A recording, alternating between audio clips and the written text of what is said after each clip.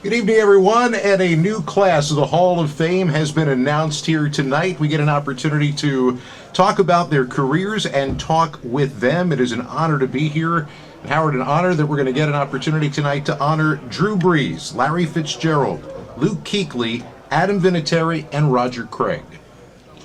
And great class, and Roger Craig, of course, the seniors candidate, and waited a long time for this. 20 years. Yeah, the other four guys didn't have to wait that long. 2 first-time eligibles and 2 second-year eligibles. But I guess in that respect, Larry, it's always that honor, I guess, to be the first-time guy. But just that you don't have to wait and go through what a lot of people do. Yeah, I mean, it's if you get in on the 20th ballot, I seeing Mr. Craig and spending some time with him, like you would have thought he was getting in the first ballot, and I mean he was elated and being able to see him and all his former teammates, just cheering him on and love on him. It's really a special moment, and you run out of adjectives to describe the emotions that you go through. The toughest part actually is like for a little time, so you're walking around with it, but you can't talk to anybody. Literally, you can't talk to anybody about it, and so.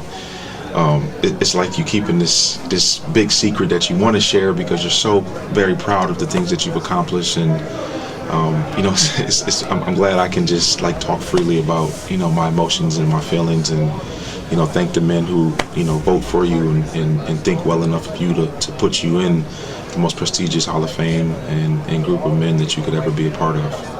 Larry, our understanding is the Hall of Fame nod came from Randy Moss, and we were talking before you came in. I'm assuming this is going back to your ball boy days with the Minnesota Vikings. Yeah, I met Randy in 1998 when I was a ball boy, and I worked with the receivers personally, and so our relationship developed. I just was a little snotty-nosed kid that was always around him and Chris Carter, and I wanted to emulate everything. I would ask him what I should do after practice to work out, and they would send me to run stadiums. I would run stadiums and do whatever they tell me to do. And he let me drive his car to high school prom. I wore the same size shoes as him when I was in high school, and so all of his old cleats and shoes he would give me. I had the best Jordan collection any kid you could ever imagine. Just unbelievable. And I think the one thing that really just hit me the hardest is I know Randy's had a really difficult last year, and that was the first time I've seen him with his cancer in remission, and it just made me very happy to see him healthy, and that he would take the time to get on the plane, after everything he's done to welcome me, and it made me feel very appreciated. We can see you getting emotional, and I've gotten to know your dad over the years for a long time, and how much of an impact did he have on your life, and of course what hit your family too with your mom. Yeah, I mean, obviously wish Mom could be here. I know she's watching. Her hands have been on me and all of our lives for 20 plus years, but my dad's made so many sacrifices for our family, and he took me to my first Hall of Fame, and he's Pro Bowls, and got me my first job. I got a chance to work for Dennis Green, and then Dennis Green drafted me a few years later.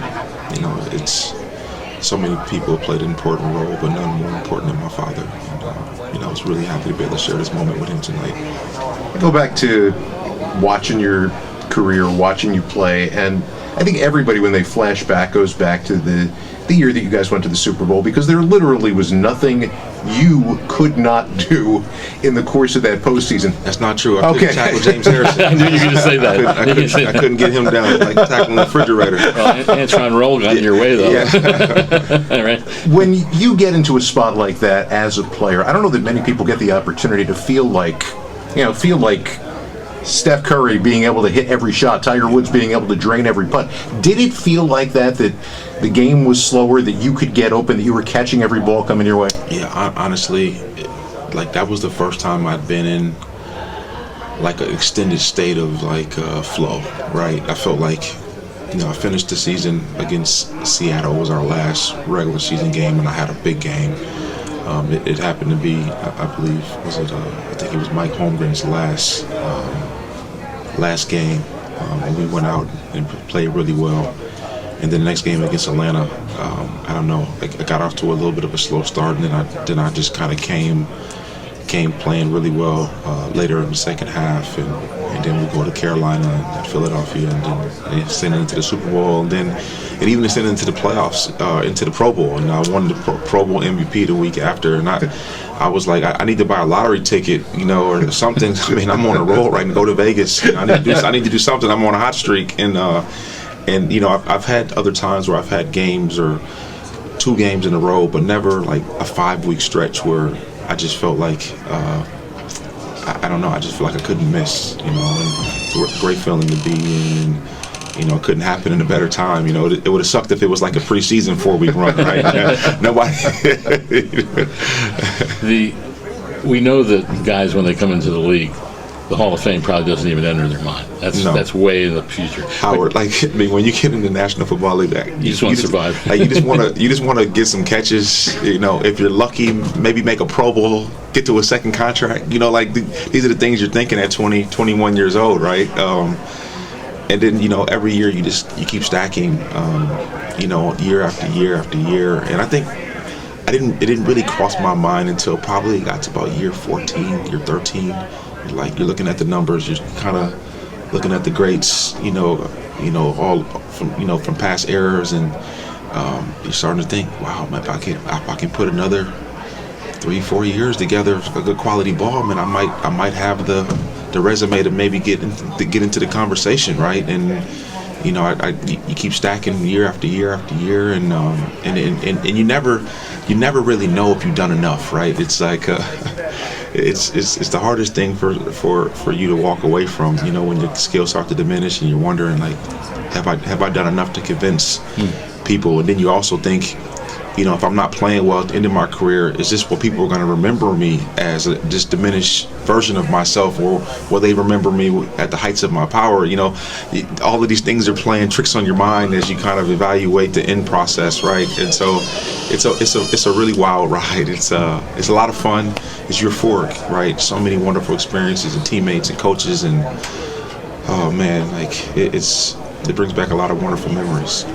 And that you probably never could have imagined. What I was going to add to that was that you'd end up short of only Jerry Rice, all time, in receptions, in yards. I mean, over 17,000 yards. Probably never could have imagined it. Yeah, it's if you really think about it, it's hard to conceptualize. But not only doing that, but doing it in the same place. With the different players that I play with and different coaching staff. So it makes me really happy. And I'm glad I don't have to play against Luke Kuechly any longer, because he made my life miserable, and he made a lot of other people's lives miserable. We're hearing that a lot tonight. Larry, I haven't watched the Super Bowl sitting next to anybody, maybe my father a little bit more than you. But it's so great to be here tonight, to be able to be nearby you with this. Congratulations. Yeah, thank you so much. I really appreciate it. It's an honor and a pleasure.